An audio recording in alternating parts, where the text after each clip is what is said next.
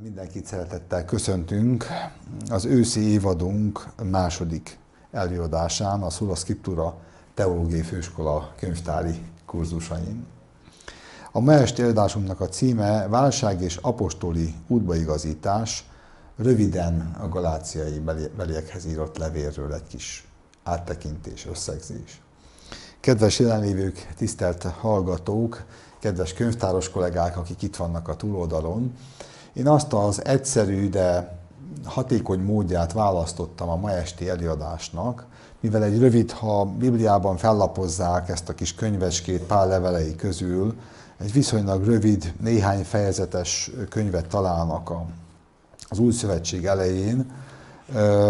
Azt az egyszerű módját választottam ennek a 6 fejezetnyi szakasznak az áttekintés szempontjából, hogy egy nagyon minimális bevezetés után témacsoportok szerint szemelvényezzük a gondolatokat, töredékeket fogok kiemelni, ha tetszik, és ezzel kapcsolatban megjegyzéseket, szempontokat, gondolatokat fűzök hozzá a közös gondolkozáshoz, hiszen az előző előadásunk alkalmával Holló Péter kollégám az egész Pál apostoli életművel kapcsolatban, tevékenységével, utazásaival, a műfajról, az úgynevezett missziós utazásairól, körutazásairól tartott önöknek egy bevezetőt.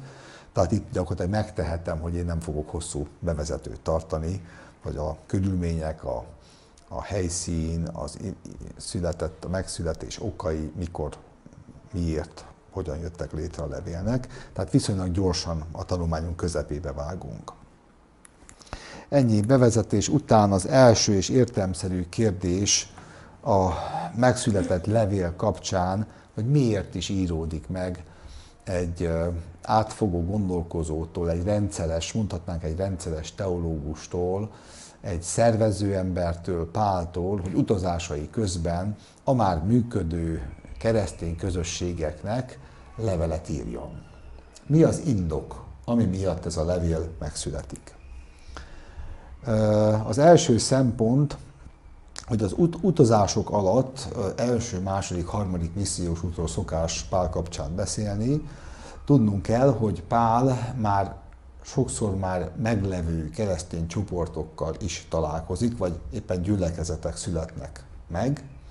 Későbbiekben utánlátogat, visszalátogat meglevő működő keresztény közösségeket, vagy éppen utazás közben valami miatt sürgősen ír levelet azoknak, akiknek a levélben való megszólítás fontosabb, sürgősebb, mint csak, hogy megvárják, hogy majd egy következő út kapcsán sorra kerülnek. Azért ne tessenek elfelejteni, az ókorban vagyunk, tehát itt a 100 és 1000 kilométeres távolságok gyalog, lóháton, a földközi tenger közlekedési eszközén, a hajón azért heteket, hónapokat igénybe vevő távolságok. Tehát tulajdonképpen a levél azért születik, hogy egy keresztény közösség életében valamilyen problémakör, kérdéskör ne legyen hosszan kihordva, túlhordva, ha tetszik. Én ezt a szempontot most itt ebben a konkrét galáciabeli levél kapcsán úgy fogalmaztam meg, ugye, hogy a harmadik misszió úton íródik ez a levél.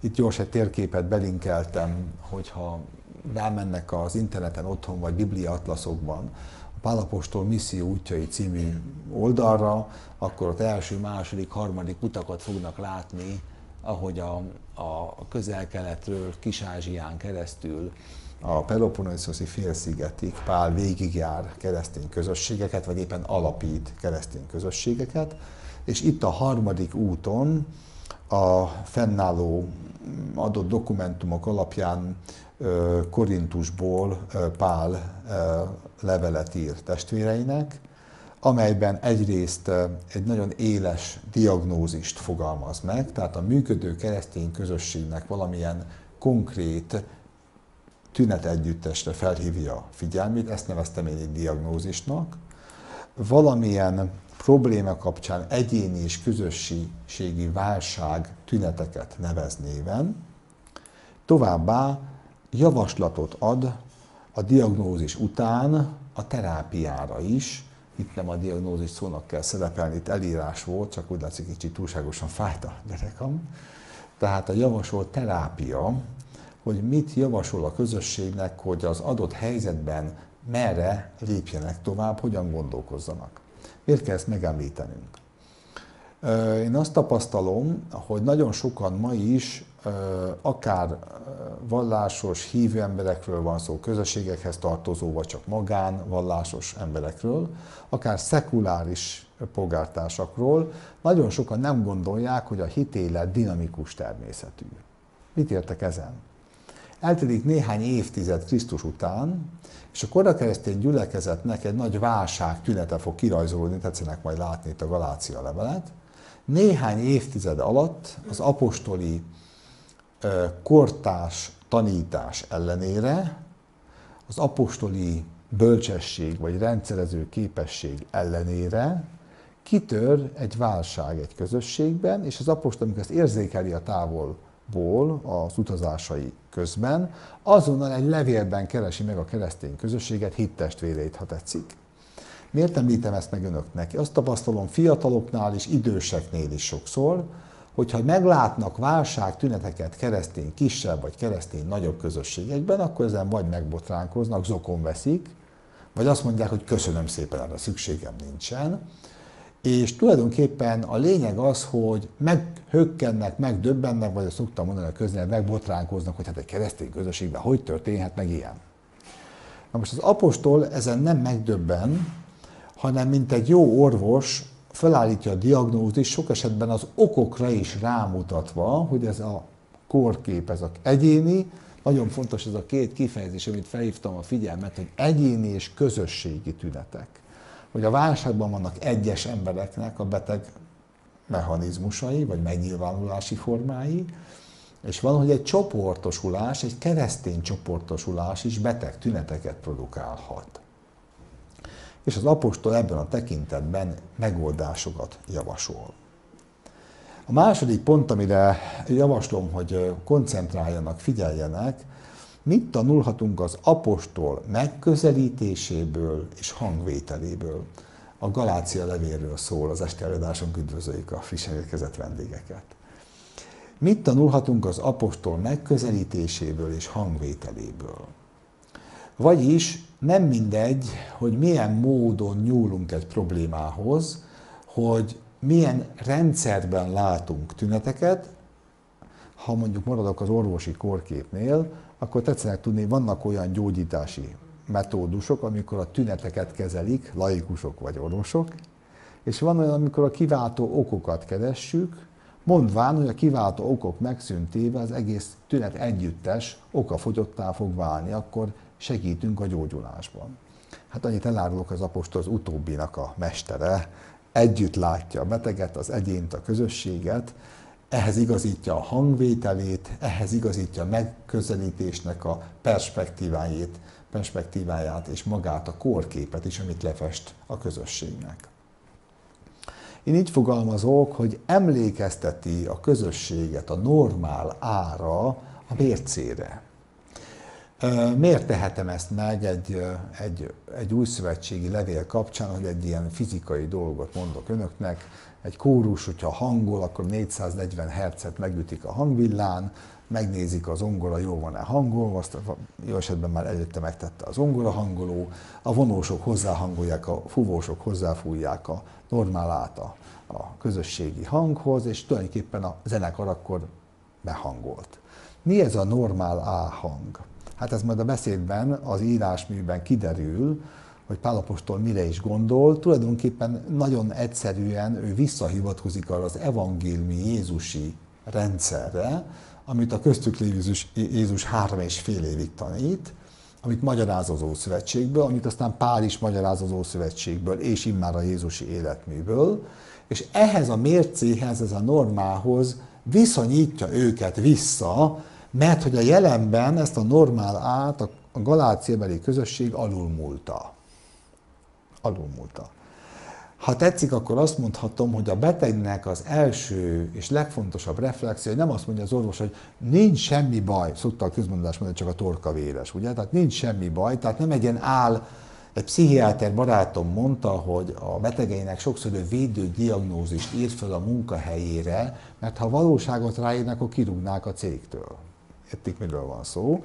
Nos, az apostol a működő keresztény közösségnek nem egy védődiagnózist ír föl, nem egy felszíni hangulatjelentést a bajokról, hanem egy keresztmetszetet, hogy mi a probléma. Miért teheti ezt meg?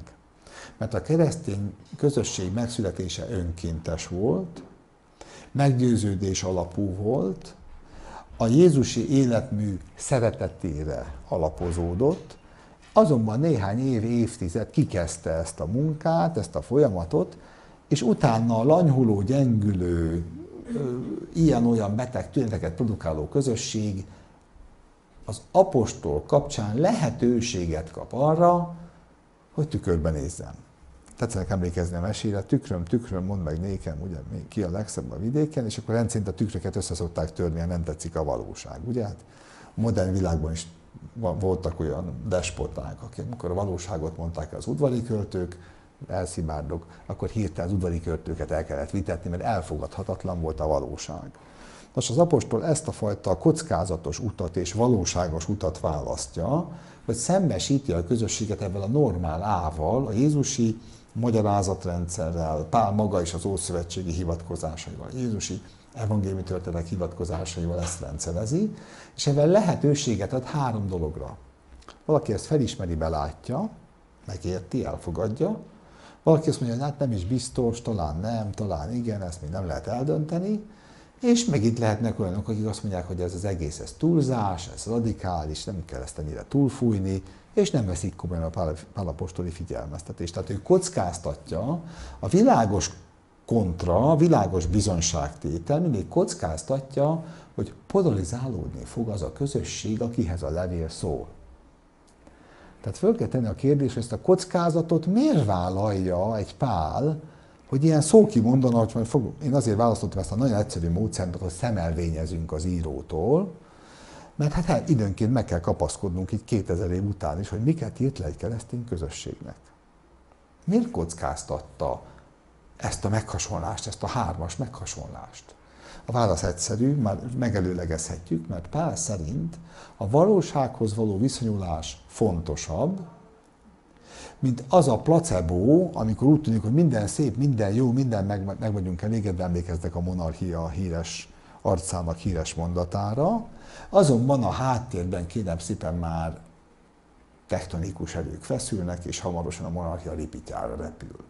Tehát Pál azt mondja, a valóság fontosabb mindennél, és erre való figyelmeztetés fontosabb mindennél. Az apostoli felelőssége, mint egy jó orvosnak, mint egy jó röntgenorvosnak mondjuk, erre a diagnózisra felhívni a közössége figyelmét. Most már értjük, ugye, hogy miért levélben, mert annyira fontosnak tartja a diagnózist, hogy nem vár addig, amíg majd személyesen oda jut, később, esetleg évek múlva, hanem minél hamarabb szembesüljön az illető csoport, közösség ezzel a bajjal. Ma a fertőző betegségek világában ezt nem kell mondjam önöknek, hogy 3-4 héttel, hónappal hamarabb, ha találkozunk egy betegséggel, mennyit jelentett az életminőségünk, a túlélési indexünk szempontjából. Ugye ez ma már köztudott, hogy világos szempont. Higgyék el, kedves hallgatók, így van a hit, vagy a világképek dolgában is, téveszmékbe bele lehet tekeredni, teljesen átjárhatja az embert, és egy bizonyos idő után akár maradandó módon is valaki téveszméssé válhat. Az idénben való figyelmeztetésnek óriási a jelentősége. Mégiscsak bevezetést annál vagyunk még mindig, de tetszenek érteni, vissza kell fogni magunkat, de valamit azért akartam ebben kapcsolatban hangsúlyozni. És akkor vágjunk bele a szakaszokba. Tehát mi ez az emlékeztetés, mi ez a mérce, amire emlékezteti a címzetteket az apostol, mi ez a megközelítés? Hát a köszöntésben a híres formula, kegyelem néktek és békesség Istentől, ami Urunktól, és Krisztusunktól, aki adta magát a mi bűneinkét, hogy kiszabadítson minket a jelen való gonosz világból.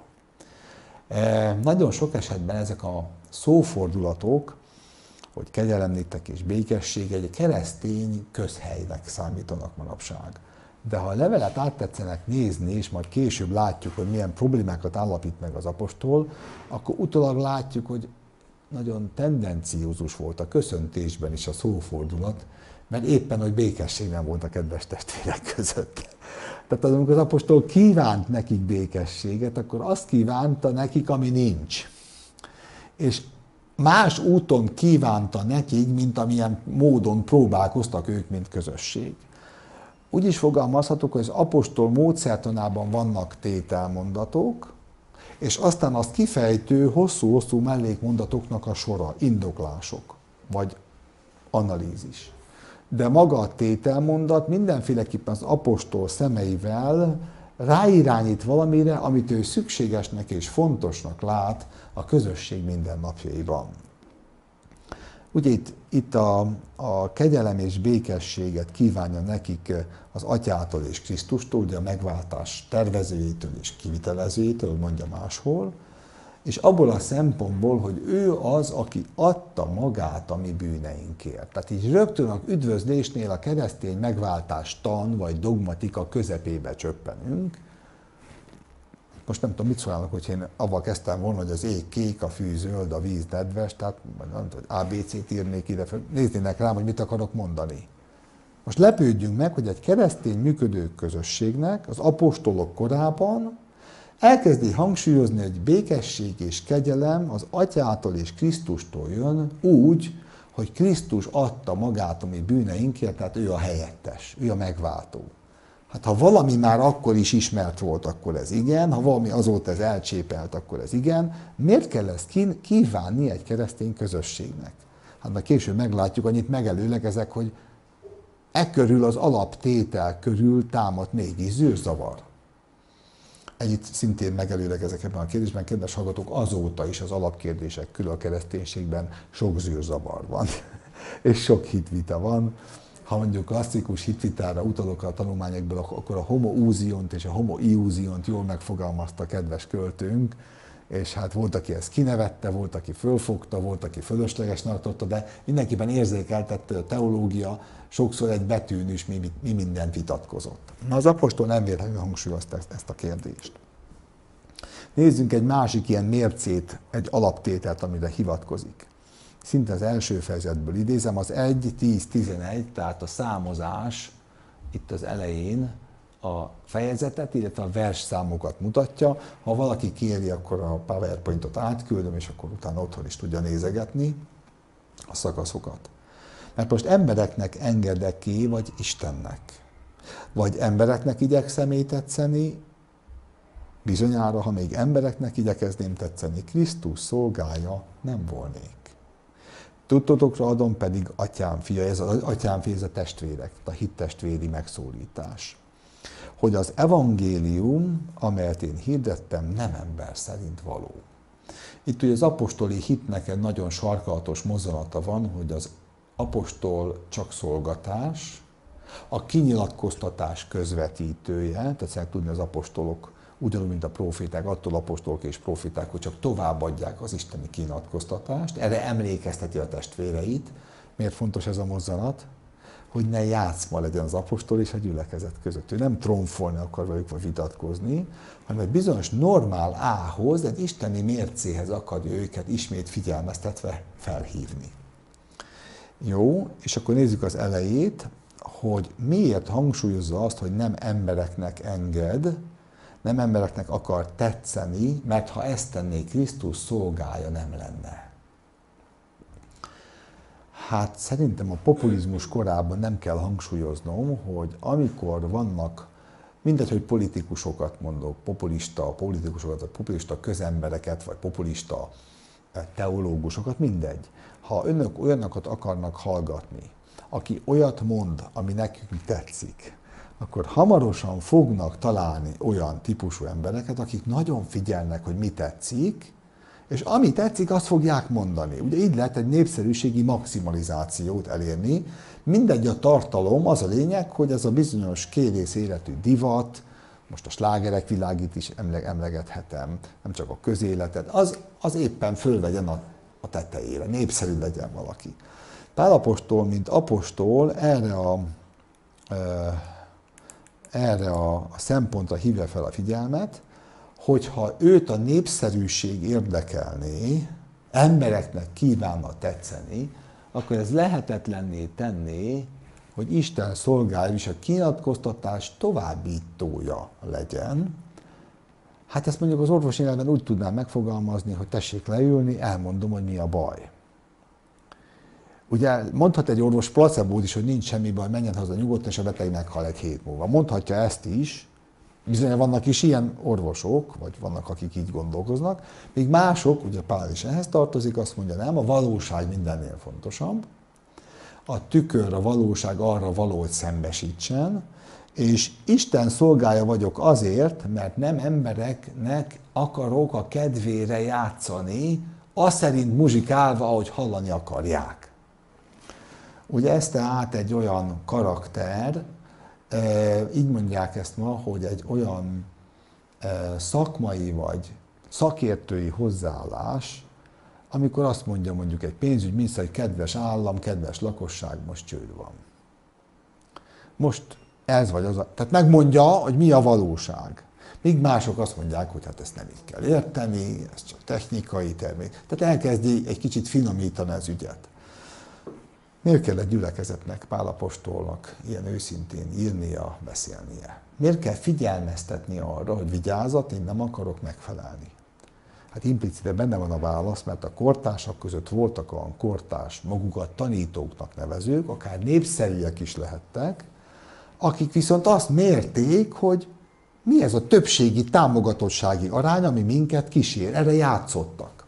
Felhívom a figyelmünket, hogy ha a kereszténységgel foglalkoznak, akkor ha van kinyilatkoztatás, ugye ez egy adott teológiai tanítás kérdése, akkor kinyilatkoztatott dolgokat nem lehet többségi szavazással eldönteni. Tetszenek érteni ezt az egyszerű kérdést? Ne vitassák meg, hogy van-e gravitáció, mert az törvény. Erre mondtam az előbb, hogy az ég kék, a fű zöld, a víz nedves. Vannak ilyen egyszerű törvényszerűségek, amelyek kérem szépen 440 Hz az A hang. Azt ne vitassuk meg, az annyi, azt tudomásul lehet venni. A kinyilatkoztatás logikája így szól, hogy Isten a szeretet, a bűn a szeretetnek az ellentéte. Tehát vannak ilyen törvényszerű kijelentések az írásban, és kérem szépen vele lehet nem foglalkozni, lehet nem szeretni, vagy ha megértjük, lehet elfogadni, lehet megdöbbenni rajta, lehet mérni magunkat hozzá. És az apostol arra figyelmeztet, hogy ő tudja, hogy sokan ezt nem így kezelik, de ő nem fog ezen a szempontján változtatni. És azt mondja, hogy ő képviselő, az ő üzenete nem ember szerint való. Tehát ez az utolsó mondat, hogy nem ember szerint való, ez egy alázatos mondat, hogy ő csak továbbítója ennek a kinyilatkoztatásnak.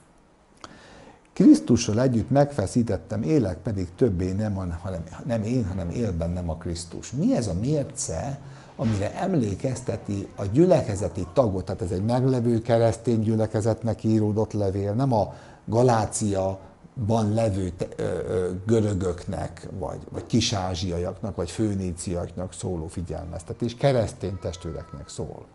Miért kell hangsúlyozni, mondjuk teszem azt föl, milyen példát kéne itt mondani, egy lakatos műhely, mert emberek ez a kalapács, meg ez a vasfűrész. Miért kell hangsúlyozni egy keresztény gyülekezetnek, hogy az a kereszténység, hogy vele együtt megfeszítetsz, és nem élsz többé te, hanem benned él a Krisztus. Miért hangsúlyozza ezt? A keresztény antropológia alaptézisére hivatkozik Pál, hogy az emberi természet megromlott a bűntől.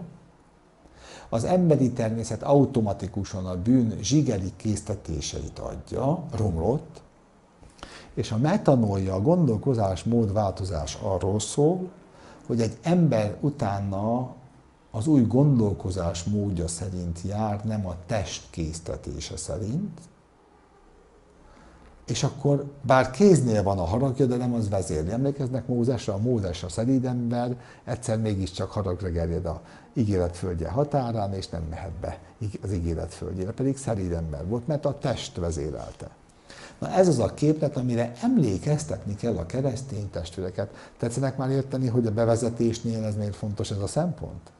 Rögtön lehet érezni, mi a probléma. Eltelt néhány év vagy évtized, és a keresztény gyülekezet elfelejtkezett arról, hogy a test gondolata halál, a lélek gondolata élet és békesség. Elfelejtkezett az alapvetésről, És a Pál apostol megint leszögezi, hogy kérem szépen ne felejtsük el, hogy ez a szakadék, ez a szikla, ez a hegytető, ezek a korlátok, tehát kitűzi a mércét a keresztény gyülekezetnek újból, mintha azt ők nem tudnák. Mi a válság természete? Hogy kétségbe vonjuk ma azt, amit tegnap még nem tartottunk kétségesnek. Azt mondjuk, hogy ez a törvény az bűn nélkül áthágható, az nem is probléma, ami még tegnap esetleg fontos volt. Ez alakul ki egy keresztény gyülekezetben. Ez tehát a probléma megközelítése vagy hangvétele, egy alaphang megütése, egy mérce hangsúlyozása. Vagy második fejezetben szemelvényezés. Miért hangsúlyozza a lélek, gyümölcse, szeretet, öröm, békesség, béketűrés, szívesség, jóság, hűség, szelídség, mértékletesség? Miért hangsúlyozza a lélek által termelt gyümölcsöket, ami az emberi jellem tulajdonság lesz? Miért kell ezt hangsúlyozni a gyülekezetben? Hát normál gyülekezetben kéne hangsúlyozni, hogy kérem szépen üljenek le, kedves hallgatók, ne dobálják össze a székeket egy kupacba, és ne törjék ki az ablakot. Miért kéne ezt hangsúlyozni? Mert egyikük se dobált össze a székeket, és nem törték ki az ablakot. És hogyha egy gyülekezetben le kell írni, hogy mik a lélek gyümölcsei, azt mit gondolnak, miért kell Pálnak megtegye? Hát implicite benne van a válasz, mert a kedves közösség másfajta gyümölcsöket termelt. De mielőtt rátért volna a bajra, előbb mit húzott meg? Azt a keresztény mércét, amit egykor ők is tudtak, majd alulmúlták fokozatosan, egyénileg és kollektíve, és ezt a mércét Pál megint emlékeztetve, megint kitűzte. Ez egy módszertan, ha tetszik. Vagy 6. fejezet, a könyv végéről. Mert ki a maga terhét hordozza. Na, ebből már következtethetnek, hogy mi volt a gyülekezetben a nagy baj. Ez szerintem azóta is felekezett semleges probléma. A rossz közösség úgy működik, hogy mindenki a másik bajával foglalkozik. Pál apostol meg példát mutat, azt mondja, egyrészt mindenki vessen számot a maga bajával, és példa mértékén azt mondja, hogy látjátok, mekkora betűkkel írok néktek a saját kezemmel. Többek között ez az egyik újszövetségi dokumentum annak, hogy Pál látásában korlátozott volt. Vannak levelek, ahol konkrétan van írva, diktált valakinek, itt meg azt mondja, hogy nagy betűkkel írok, hogy megismerjétek a saját írásomat, mert hogyha nem írta volna, lehet, hogy nem hitték volna, hogy Pál ilyen keményeket ír. Hát akkor a saját ismert írásával, és miért nagyobb betűvel írta? Gyorsan engedjenek meg egy kis történelmi megjegyzést. Tudják, hogy Ceausescu-nak miért volt nagybetűs írógépe? Mert hiú volt, és nem akart szemüvegbe olvasni a népnek. Egyszerű. Pál apostol pedig nem szégyelli, hogy a szemével baj van, hanem azonosításképpen leírja, hogy mindenki higgye, hogy én írtam a levelet, és mellékesen hozzáteszi, hogy mindenki vessen számot a saját terhével. Tudják, a mai világban ez hogy működik? Meg a rossz keresztény közösség is pont így működik. Frusztráltak vagyunk a saját terhünkkel kapcsolatban, azt szégyeljük. Hogy szólt a híres első mechanizmus? Szavadat hallottam a kertben, és elrejtőzém, és körülkötőket készíték. Na, ezóta is készülnek a körülkötők, modern vagy régi technikák, valóságos, fizikai vagy virtuális módon, ezt úgy hívja a pszichológia, hogy én-elrejtési mechanizmusok. Pál nem rejti el a maga szégyenét, ezt nem tekinti szégyennek, ezt egy adottságnak tekinti, és azt mondja, ezt vállalom.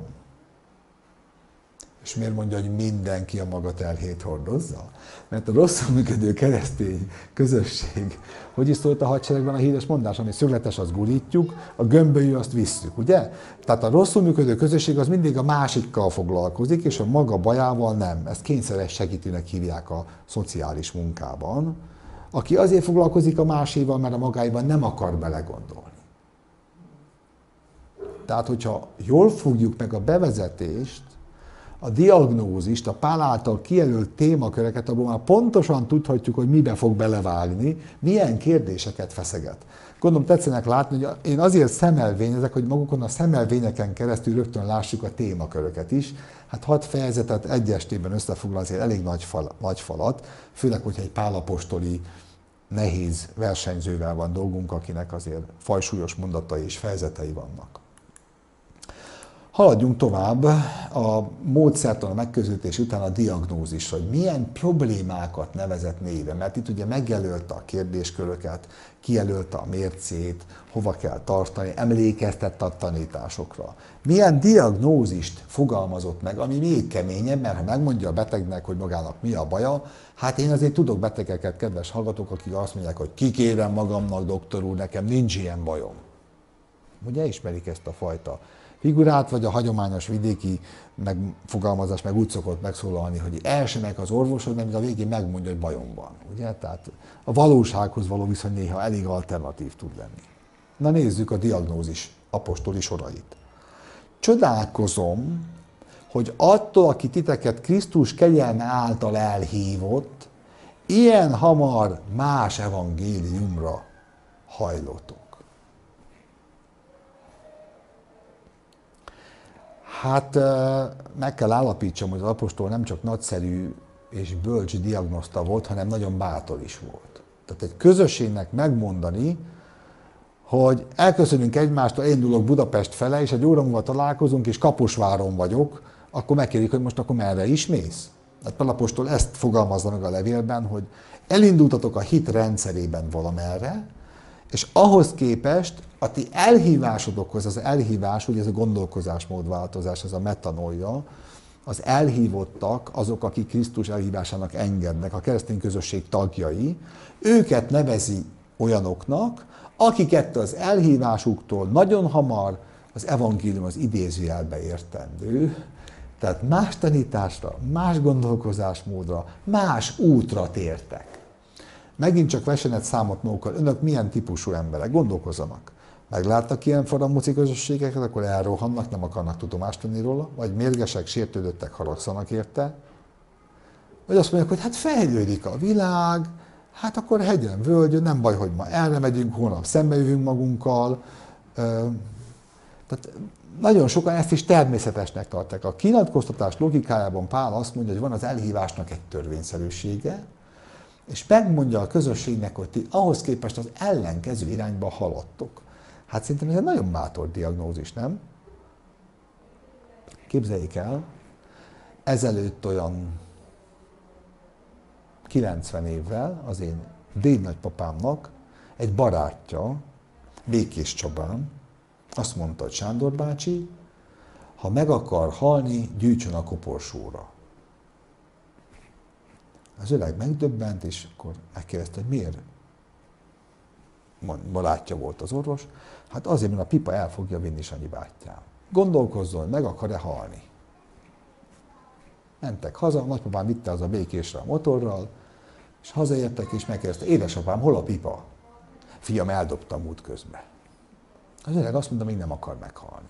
Még élt 35 évet. Tehát adott esetben a valósággal való szembesítés, a diagnózist azért fontos, mert az ember súlyosbíthat a maga baján, szembesülhet, vagy éppen letagadhatja azt, hogy ő pont ellenkezőbe megy, amerre kellene. Ezt az apostol nagyon bátran megmeri tenni ennek a közösségnek. Vagy harmadik fejezetben még konkrétabb, döbbenetesebb mondatokat olvasunk. Ó, balgata Galácia beliek! Kicsoda igézett meg titeket, hogy ne engedelmeskedjetek az igazságnak, akinek a szemei előtt Jézus úgy irattatott le, mintha köztetek feszítetett volna meg. Ennyire esztelenek vagytok, amit lélekben kezdtetek el most, testben fejeznétek be? Tudván azt, hogy az ember nem igazulhat meg a törvény cselekedeteiből, hanem a Jézus Krisztusban való hit által. Mivel a törvény cselekedeteiből nem igazul meg egy test sem. Ez a nagyon szókimondó beszéd a szóhasználatban, a kocsmai, a kávéházi párbeszédben hát egy pofonnal járna, ha valakit balgatagnak neveznek, vagy hogy megigézett, becsapott, tehát kikérné magának, ne sértegesse, de a szövegösszefüggésből kiderül, hogy Pál apostol ezt nem sértegetésképpen mondja, hanem meg akarja rázni lélekben a közösséget, és egy paradoxonra hívja fel a figyelmüket, hogy megtérésük elején, a hitük elején elkezdtek valamit lélekben, És most egy igézet, egy furcsa, ez az igézet, tudják, mint a csipolla, a hipnózis, tehát valami igézet történik, egy furcsa perspektíva változás történik, egy befolyásolás történik, majd hirtelen a törvény cselekedeteiből akarnak megigazulni. Hát ez az a speciális probléma, ami egyébként a római levélben, a zsidókhoz írt levélben, apostolok cselekedetében, tehát a korai keresztény körben más gyülekezeteknél is meglátható probléma volt, amit ha itt nagyon röviden a szóhasználat nyomán összefoglalok önöknek, akkor úgy lehet összegezni, hogy a megalakult közösségekben régebben zsidó vallású, majd megtért keresztény testvérek egy bizonyos idő után ismét elkezdték szorgalmazni konkrétan a körülmetélkedést, tehát az Ószövetség bizonyos előkép liturgiáját, és hangsúlyozták, hogy ez kötelező a keresztény testvérek között is, akik görögök közül, föníciaiak közül, római közül, más népek közül lettek, ahogy a görög nyelvünk fogalmaz, az etnosz, más nyelvcsoportokból tértek meg. És az apostol nevén nevezi a kérdést, hogy vagytok ti, akik elhívattatok, megtértetek, és egy igézet következtében egy szemléletmód változás történik az életetekben, és a Krisztushoz való viszony nem megtérés, megbánás, megbocsájtás, az abba vetett hit alapján történik, hanem valamilyen cselekedetekből akarnak megigazulni, helyesnek látszani, és erre másokat is kapacitálni. Ez egy elképesztő diagnózis, tehát nem elfogadnak egy ajándékot, a megváltás ajándékát, a megbánás révén, hanem megjelenik a kiérdemlés, a érdemszerző cselekedetek kérdése. Kedves hallgatók, ez akkora batyú, hogy azóta is vitatja a kereszténységünk története. Felekezet semlegesen tudnék önöknek nagy és kicsi, régi és új felekezetekből mondani tanítókat és tanításokat, gyakorlatokat és liturgiákat, ami egyik csak a kegyelemre, a másik meg az érdemszerző cselekedetre appellál. Ennek a jegyében emberek akár flagellálhatnak, önvezeklést is folytathatnak, míg mások azt mondják, ennek semmi értelme nincs. Végül persze vannak, akik azt mondják, hogy nem is kell vele foglalkozni, és hagyjuk az egészet a csodába. Tehát egy 2000 éves problémakör.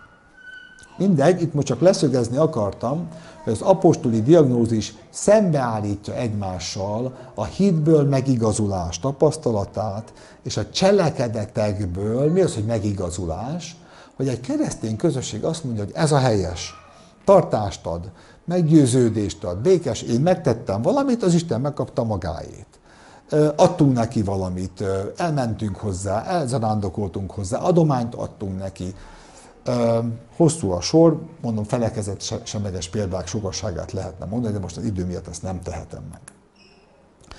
5. fejezetben egy másik diagnózis mondat. Imén Pál mondom néktek, hogyha körülmetélkedtek, itt van, tehát a keresztény gyülekezetben újra tanított körülmetélkedés kérdése, Krisztus néktek semmit sem használ. Elszakadtatok Krisztustól, akik a törvény által akartok megigazulni, a kegyelemből kiestetek. Tehát az apostol, aki jön, mint zsidó rabbinikus tudományon felnőtt tudós, aki megtér és megérti, tanítja is, hogy a körülmetélkedés, a szívnek körülmetélés, a megtérés, a Krisztusra együtt megtérés, a kerességből feltámadás, az új életre feltámadás, a vele együttjárás, ezt tanít, kifejti, római levél kifejti. A meglevő közösségnek Galáciában azt írja, hogy az a gyakorlat, hogy ti körülmetélkedtek, ezt követelitek többen, akkor ez azt jelenti, hogy nem hitáltal akartok igazak lenni, nem megbocsátás, megbánás alapon, hanem ez a cselekedet kell ahhoz, hogy ti Krisztus gyermekei legyetek, vagyis hát a megtérőknek még ezt is meg kell tenni, ha igazán megbánták a bűneiket. És Pál veszi a kemény mondatot, ez már annak a jele, hogy a valóságban elszakadtatok Krisztustól.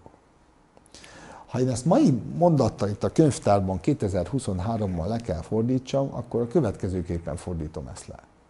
Megbocsájtottam, vagy megbocsájtok, akkor, ha ezt meg azt megteszed. Értik a szempontot? Azt már hozzá se teszem, amit a közbeszéd sokszor mondta, hogy megbocsájtok, csak nem felejtek, ezt már ugye hozzá se teszem.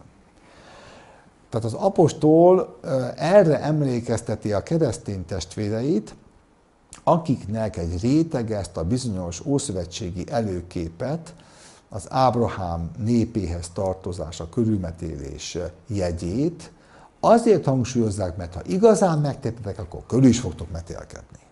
Ezt küszöbb feltételnek tanítják sokan. És ez a mondat, ez a diagnózis, hogy ez annak a jele, hogy Krisztustól, az ő megbocsájtásától elszakadtatok, ez egy félelmetes mondat. Ez egy félelmetes mondat, tehát erre egy ilyen utcai szinten valaki azt mondja, hogy kikérem magamnak, mi egymás, egy apostoli levélben kiderül, hogy ez nem sértegetés, hanem egy oksági levezetés, egy részletes teológiai indoklás, hogy miért gondolja ő ezt, és megfontolásra ajánlja. Vagy, 5. fejezet. Mert az egész törvény ez az egy igében teljesedik be, szeresd fele barátodat, mint magadat, ha pedig egymást marjátok és faljátok. Vigyázzatok, hogy egymást fel ne emészszétek, mondom pedig lélek szerint járjatok, és a testnek kívánságát véghez ne vigyétek. Hát nem tudom, hogy ennél szókimondóbb diagnózist láttak már. Hát egy rosszul működő gyülekezetben lehet mondani, hát énekeljetek többet, imádkozzatok testvérek, bőtöljetek, hát szeressétek. Nem, Pál apostol azt mondja, hogy ha ez folytatódik, ez a megmar és megharap, felfal, megesz és megemészt és megharap, ez a görög kifejezés nagyon sokat mondó, ha ez folytatódik a közösségi életben, akkor ennek az lesz a vége, hogy egymást megemésztitek. Tehát egy közösség egy áldatlan állapotban, hát itt szokták a köznyelven mondani, hogy harakiriben élt egymással. Szóval egy olyan szeretet nélküli vitafórum volt egy közösségben, ami mindent alól volt, és Pál apostol vette a lelkét, és ezt nevén nevezte. Szerintem bizonyos bajoknak a nevén nevezése az nehéz dolog. Ismerik a mondást, hogy úgy jár, mint egy kacsa, olyan lába van, mint egy kacsa, úgy gágog, mint egy kacsa, olyan színe van. Hát az kacsa! Na de hát ismerik a mesét, hogy nem mindenki merik kimondani, hogy a király meztelen. Ismerik a mesét. Szóval Pál apostolnak lelki erő kell ahhoz, hogy kimondja, hogy a közösségben beteg lelkület, vádaskodás, és ez a bizonyos szeretetlen légkör nyilvánul meg egymás kapcsán, ezzel szemben pedig a tóra, a törvény, a kinyilatkoztatás, ennyi, szeresd fele barátodat, mint magadat. Emlékeznek? Kérdezik egyszer Jézustól, hogy Mester, melyik a nagy parancsolat? Kísértve kérdezik. Mit mond Jézus? Az első, szeresd az Urat, a te Istenet teljes szívedből, ez az első és nagy parancsolat, a második hasonlatos ehhez. Szeresd fel a barátodat, mint magadat. E kettő a törvény és a proféták. Tehát Jézus világosan összefoglalja ezt a nagy egységet, Pál meg erre visszahivatkozik, és mi alapján? Hát ebben a viszonyban, testvérek, semmi szeretet nincsen. Ebben nincsen se az Istenhez, de főleg nem egymáshoz való, mert ha ezt így viszitek tovább, akkor felemésztitek egymást, és közben kiszolgáljátok mi az, hogy a testnek kívánságát véghez ne vigyétek. Hát a bibliai antropológia különbözik a humanista antropológiánktól. Az optimista, humanista vagy modern felfogás azt mondja, hogy az emberben minden jó benne van. Ha pedagógiát tanultak, akkor Rousseau Emile és a nevelésről című híres nagykönyve, ugye? Hát benne van minden jó, ki kell bontakozni, ki kell bábáskodni, minden jó benne van. A keresztény még azt mondja, hogy vigyázat, az emberi természet romlott, és még egy megtért embernél is ott van a testbe írva a rossz, és ha nem uralkodik rajta az Isten lelke, akkor kéznél van a rossz természete, és még 40 év után is Mózesnek mi van kéznél? Hogyha kellőképpen kritikus a drága jó elhívott népe, akkor haragos legyen, ideges legyen, és a kőszikláról ne szóljon, hanem rásújtson. Az emberi természet kéznél van. Évtizedek után is kéznél van. Az apostol veszi a lelkierőt, és a megtéretlen tüneteket, szóharcokat, vitatkozásokat, hadakozás, szeretetlenséget, marjátok, faljátok, ezt hogy lehetne mondani? Tehát egy verbális agresszióban élő közösségét nevén nevezi, jó estét kívánom, és azt mondja, hogy ez a test cselekedete, és arra vagytok egyébként elhívva, hogy ne test szerint járjatok. Értik ezt a keresztény mércét? Ha a test cselekedeteit lélekkel megöldöklitek, éltek. Ez egy visszatérő keresztény formula, itt az egész antropológiai kérdés, ez külön nagy előadás tárgya lenne, hogy torzul az emberi természet, hogy lesz nem örökölhető a bűn, hanem örökölhető a bűnre hajló természet, hogy kéznél van az emberi természetben a rossz, hogyha nem a jó vezérli, akkor előjön a rossz természete, és megnyilvánul a rossz természete. Vagyis ez a gyülekezet tulajdonképpen nem lélektől vezéreltetve, hanem előttek a testvéreknek az óembere, a rossz természete, és az uralkodott rajtuk. És a szóharcokban, a vitatkozásokban ez látszódott. Vagy 5. fejezet 19. verstől. Veszi a lelkelőt Pál apostol, és leírja, hogy mi a test cselekedete. Mi a test cselekedete? Nyilvánvaló, házasságtörés, paráznaság, tisztátalanság, pulyálkodás, hosszú felsorolás, most nem olvasom tovább, amelyekről előre mondom néktek, hogy amiképpen már ezelőtt is mondtam, hogy akik ilyeneket cselekszenek, Isten országának örökösei nem lesznek. Miért kell emlékeztetnie az elhívott közössége tagjait a test cselekedeteire? Nem tudták? Hát dehogy nem. Csak hogy a test szerint éltek, miközben egy közösség tagjai voltak. Viccesen úgy szoktam mondani, ugye az igazi vicc tudják, nem vicc. Az igazi vicc tudják, nem vicc, hogy válságban levő keresztény gyülekezetek ajtaján bejáratán sosincs kiakasztva a tábla, hogy Isten szent lelke hiányában időszakosan zárva. Hanem tovább működik.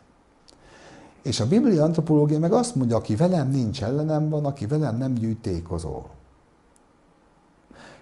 Ha lélek szerint éltek, akkor a lélek gyümölcsét, ha test szerint jártok, akkor a test cselekedeteit termitek. És az apostol arra figyelmeztet, hogy ne csapjátok be magatokat, hogy zajlik a közösségi élet, mert a gyümölcsök viszont rosszak. Van is máshol a Bibliában egy híres figyelmeztetés, keresztény közösségekben helyenként már nagyot néztek, amikor ezt idéztem. Azt mondja az Biblia egy helyen, hogy ti kárnak jöttök össze, nem haszonnal.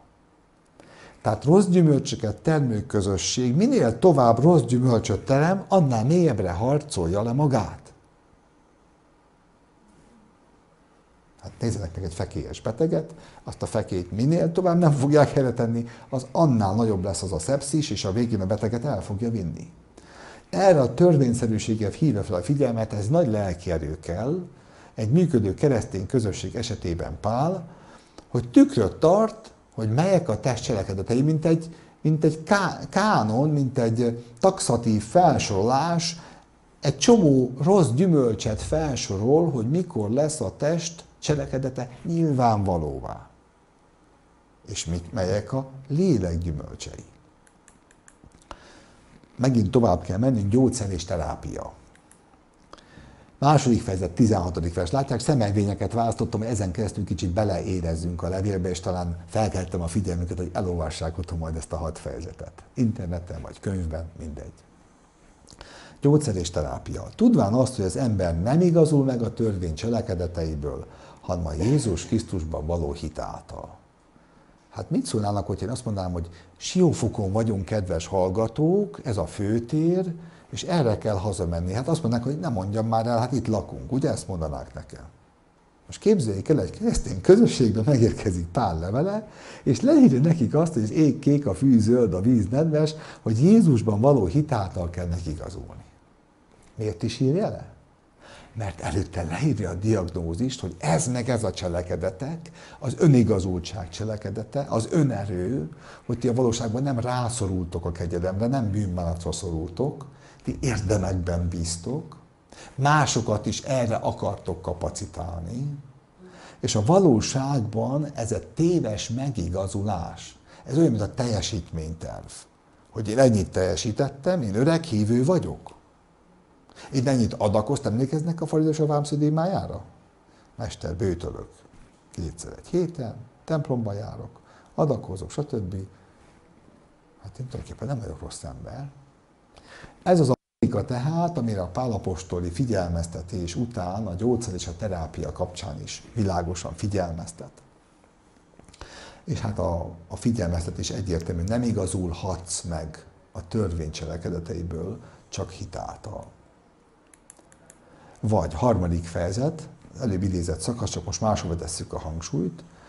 Kicsoda igézett meg titeket, amit lélekben kezdtetek el, most testben fejeznétek be? Ebben a kérdésben, ugye jó didaktív kérdésben már a válaszra is ott a késztetés, hogy nem lehet a felismerést, a megbánást, a bűnbánat, bűnbocsánat tapasztalatot valamilyen cselekedettel, regulával, érdemekkel, egyházi, tradicionális, liturgikus cselekedettel kiérdemelni. Erre világosan figyelmeztet. Vagy micsoda tehát a törvény a bűnök okáért adatott? Az apostol látja, hogy a közösség a zsidó előképekbe belegabajodik, a kereszténykorban még mindig az előkép ünnepeket, előkép liturgiákat hangsúlyozza, és elkezdi magyarázni a törvénynek a célját, hogy mire való a kinyilatkoztatás, a mérce. A bűnökért adatot nem az Isten ígérete ellen van. Felhívom a figyelmünket, vigyázzanak, nehogy azt mondjuk, hogy ez 2000 éves probléma, mert a kereszténységnek egy bevett mai szlengje, hogy a törvény az eltöröltetett a Krisztussal. Pál ezt szisztematikusan, bötűről, mint a kisgyerek, hogy tanulja az ABC-t, rajzolja velük, tehát a bűnök miatt van a törvény, hogy tükör legyen, mérce legyen. Nem az Isten ígérete ellen van a törvény, 3.21, és minek előtte pedig eljött a hit, tehát mielőtt a személyes hit eljönne, mi őriztetünk a törvény alatt, egybezárja az eljövendő hit kinyilatkoztatásáig, eként a törvény Krisztusra vezérlő mesterünké lett, hogy hitből igazuljunk meg, minek utána pedig eljött a hit, nem vagyunk többé a mester, a vezérlő mester alatt. Kedves hallgatók, ezt a kifejezést nagyon jegyezzék meg, hogy a törvény Krisztusra vezérlő mesterünké lett. Hol van a kifejezés? Itt van. Ki is emeltem. A görög kifejezésben itt a paidagogos szó szerepel, a mi magyar pedagógusunk, mint jövevényszó görögből egy az egybe innen van. És a kis Daxel féle szótár, meg a nagy görög szótár is hangsúlyozza, hogy az ókorban a paidagogos különbözött a didaszkalosztól. Mert a paidagogosnak addig volt szerepe, amíg nagykorú lett a gyerek. És amikor nagykorú lett a gyerek, befejeződött a paidagogos szerepe, mert már utána a saját meggyőződésben a gyerek értelmesen tette a dolgot. Engedjék meg, hogy megint vulgáris legyek, és lefordítsam a Pál apostoli nagyívű tanítást mai köznyelvre. Azt szokták mondani, okos ember nem szerepel, a hülyének meg tilos. Ismerik ugye ezeket a kis munkáig feliratokat, ugye? Ugye ismerik? Tehát, hogy ha valaki valóságosan a törvény céljára eljut, és rádöbben arra, hogy megromlott a természete, a törvény tükrében megismeri, hogy rosszra hajlik a természete. Római levél azt mondta, hogy már jót is akartam, és a végül rosszul sült el. Hát ez borzasztó. Ha rádöbben, hogy mennyire sokszor a természetünk nem jó, akkor rászorulónak érzi magát a segítségre, és így a természete romlottsága rávezérli arra, hogy egy új természetnek kell születnie benne, egy új gondolkozásmódnak kell vezérelnie, mert kéznél lenne az, hogy reflexből mit cselekedne. Ugye ezt ismerik ezt a mondást, hogy na most megtudnád, hogy ha régi magam szólalna meg, vagy cselekedne, most mit csinálnék, ugye? Tudnának példákat erre mondani. Na ez az az érett keresztény gondolkozás, amikor már valaki nem tesz szerint jár, hanem lélek szerint. Ez egy bibliai szakkifejezés, egy terminus technicus. Miért ez a terápia részben mondja Pál apostol, hogy testvéreim, meg kell tanuljátok, hogy a törvény jó ideig őrzi az emberiségét, őrzi ezeket a csoportokat, a törvény alá rekesztettek sokan, addig, amíg a felnőttkor mértékére eljutnak, és már tudják felnőttként, hogy az ő emberi természetük nem jó, és nem az szerint kell járniuk. Ez körülbelül ahhoz lehet viszonyítani, mint Pál apostol iménti mondatát, hogy felnőttként ő szégyelli, hogy gyengén látó. Miért kéne ezt szégyelni? Ezt nyugodtan fölvállalja. Miért kéne szégyelni, hogy valakinek az emberi természetében ilyen vagy olyan indulat van? Az a kérdés, hogy az szerint jár, vagy azt meg tudja regulázni? Ez az igazi kérdés. Tehát Pál apostol itt a törvény szerepét teszi tisztába, ez a diagnózis után a terápia része, mert félreértik a törvény célját, bekifognak a tételes megtartásnak. Európa kereszténységében ez egy évszázados, évezredes történet, hogy ezt meg ezt kell megtenni, és ha megtetted, az már téged különböző hitigasságokban vagy bűnbocsánatban részesít. Ez ma is tart ez a történet. Felekezett semlegesen. Vagy minek utána eljött a hit, nem vagyunk többé a vezérlőmester alatt, mert mindnyájan Isten fiai vagytok a Krisztus Jézusban való hit által. Mert akik Krisztusba keresztelkedtek, meg Krisztus öltözték fel. Nincsen zsidó sem görög, szolga sem szabad, férfi sem nő. Mert ti mindnyájan egyek vagytok Krisztusban, ha pedig Krisztuséi vagytok, Ábrahámok vagytok, ígéret szerinti örökösök. Tehát visszavezeti az ábrahámi hitre a gondolatsort, nem úgy, hogy a körülmetélés miatt vagytok Ábrahám gyermekei, egy cselekedet miatt, hanem egy gondolkozásmód miatt. A törvény addig kell, amíg kiskorú vagy, hogy kereteket kijelölje, hogy tilos valamit megtenni, és aztán eljutsz felnőttként a törvény betöltésére, ami a szeretet. A szeretetből következik, hogy nem fogsz ölni. A szeretetből következik, hogy nem fogsz lopni, hogy tisztelni fogod a fele barátodét. Mert a te gondolkozásmódod már betölt egy krisztusi mércét, egy isteni mércét. Tehát a közösség, mondjuk ki, a keresztény közösség, a működő kereszténység egy idő után nem a törvényben, a szeretet törvényében élt, hanem alácsúszott vissza, és ennek a jele, hogy egyes regulákat kezdett, szabályokat kezdett megtartani. Persze ilyenkor a keresztény közösség egyre több szabályt is készít, mert mindig megszeglik tegnap egy szabályt, az holnap újból szabálykönyvbe kell iktatni, és egyre hosszabb szabálykönyvek vannak kiakasztva a gyülekezetnél, hogy ezt kell csinálni, mert mindig megszegték. Értik a logikát, és hogyha leírjuk és megtiltjuk, akkor jó lesz. Na de nem a betöltése a törvénynek. Halad az időnk, lassan be kell fejezni. Itt a híres mondat, érdemes megtanulni ilyen pálapostoli bomókat. Krisztussal együtt megfeszítettem. Élek pedig többé nem én, hanem él bennem a Krisztus, amely életet most testben élek. Az Istenben vetett hitben élem, az Isten fiába vetett hitben élem, aki szeretett engem és önmagát adta élettem. Tehát él tovább a keresztény, egy új gondolkozásmóddal, de nem a test késztetése szerint.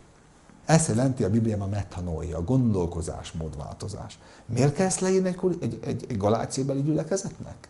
Mert visszajön a megtéretlen testi reflexek sokasága a nagyon eminensen működő gyülekezetben. Félelmetes. Ti szabadságra hivattatok, atyám fiai, hogy szeretettel szolgáljatok egymásnak, szeresd fele barátodat, mint magad. Itt megint miért hangsúlyozza? Mert önzés van a testvérek között, ugye? Nincs ott a szeretet légköre. Még egy-két bibliavers. Ha pedig egymást marjátok és fajjátok, vigyázzatok, hogy egymást fel ne emészitek, mert a test a lélek ellen, a lélek a test ellen törekszik.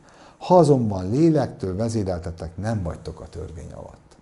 Vagyis az apostol azt mondja, így is fog maradni ezután is. Kéznél lesz az emberi természet, ezután is az a kérdés, ki vezérel titeket. Tehát szembeállítja a létező, fennálló káoszt az Isten szerinti tervvel, hogy ne test szerint cselekedjenek. Ennek a szakasznak a vége. Akik pedig a Krisztusai a testet megfeszítették indulataival és kívánságaival együtt. Értik már, hogy mire figyelmeztette a keresztény közösségét? Nem mondja a gyülekezet, nem mondja, hogy így szoktuk meg Ábrahám, meg körülmetékedés, hogyha úgy szokták mondani, hogy közben kilóg a kapa. Ugye? Ismerik ezt a közmondást a piacról. Eljárásrendi tanácsok, zárszó. Atyám fiai, még ha előfog is valakit a bűn, ti lelkiek, igazítsátok útba az olyan szelídség lelkével, ügyelvén arra, hogy mennek kísértessél te magad is. Ismerik ezt a dolgot? Hát én békességes tudok lenni, csak a másik ne hozzon ki a sodrából.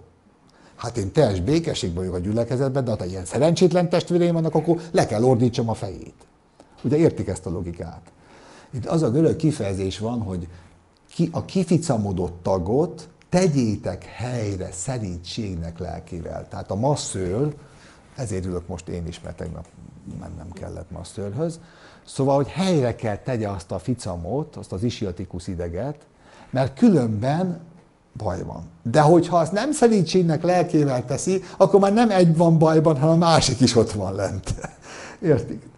Tehát az eljárásrend körülbelül így fogalmazható meg, hogy nem szentesíti a cél az eszközt. Egy beteg gyülekezet nem lehet szeretetlen eszközzel helyrehozni. Így szoktam mondani a keresztény közösségekben, hogy egy megáltalkodott ellenkezést nem lehet hatalmi szóval gyógyítani. Mert még a végén engem fog követni, de nem fog megtérni ugyanúgy. Még a végén a papírt fogja követni, eminens vallásos lesz, de eszébe sincs, hogy a gondolkozásmódja megváltozon, és megbánja, hogy ilyen vaddisznó módon viselkedett a testvéreivel. Értik, miről beszélek? Eljárásrendi tanácsok. Azt mondja, mikor Péter Antiókiába jött, ellene állottam, mivel panasz volt rá, mondja Pál, tudni, amikor leültek enni, akkor Péter, most már csak összefoglalom, a zsidók közül való testvérek közé ült és alakoskodott, de amikor láttam, hogy nem egyenesen járnak, mondtam Péternek mindannyiuk előtt, ha te zsidó létedre így élsz, miként kényszeríted a pogányokat, hogy zsidó módra éljenek, tudván azt, hogy az ember nem igazul meg a törvény cselekedeteiből, hanem Jézus Krisztusban való hit által. Tudnak annál elképesztőbb eljárásrendi tanács, hogy Péter apostol nyilvános, tehát a keresztény csoportban a zsidók közül testvérek különültek, egyik frakció, meg a más népek közül a keresztény testvérek különültek, másik frakció. Péter gyors adott a zsidók közül valókhoz. Pál meg mindenki előtt azt mondta, ez egy nyilvános cselekedet, akkor ezt most nyilvánosan mondom, hogy ne képmutatóskodj, szemtől szembe ellenállottam mindenki előtt, hogy ezt ne tegye. Vagyis nyilvános eseményt egy keresztény közösségben nyilvánosan lehet megfigyelmeztetni. Voltak már kollégáim, akik azt mondják, hogy miért nem mondtam ezt személyesen. Hát nyilvános volt az eseménye Péternek? Akkor Pál apostol nyilvánosan, tapintatosan helyre tette? Tehát vigyázat, ne tegyünk úgy, mintha nem történt volna meg valami nyilvánosan. Ne tegyünk úgy. És Pál vette nagy levegőt, szeretettel, de tapintatosan helytette, hogy Péter se esen csapdába az ilyen frakciósan gondolkozó keresztény testvérek, hogy mit mondnak a zsidók közül valók, hogy te mégis a görögök közé való, pedig te körül vagy metélve. Értik? Értik? Itt rögtön a kikivel, ez a kapulat montagú logika egy gyülekezeten belül. Félelmetes.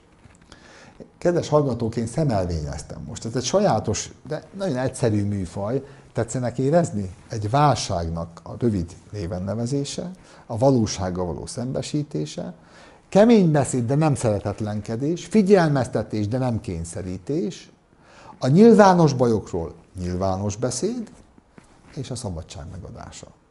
A Galácia levél a kora kereszténykor egyik nagy válságát, a hit és cselekedetek válságát feszegeti, konkrét dolgokat nevén nevezve, és ez akkora, hogy még Pétert is belevitte, illetve amikor Pál Jeruzsálemben megy, akkor őt is egy ilyen hitel meggyőződés ellene cselekedettel kapacitálják a hittestvérei. A kora kereszténykornak ez egy nagy problémája, ezek után aztán Pál apostol római levélben ki is fejti, mit jelent a hit által megigazulás, mit jelent a gondolkozásmód alapján a belátás, a megbánás, a megbánás alapján működő hit, a hit cselekedetei. Itt azt a válságot láttuk, amikor a kedves testvérek, amikor a kedves működő gyülekezet egy téves zsákutcába jutott. Köszönöm megtisztelő figyelmüket, még 5 percünk maradt.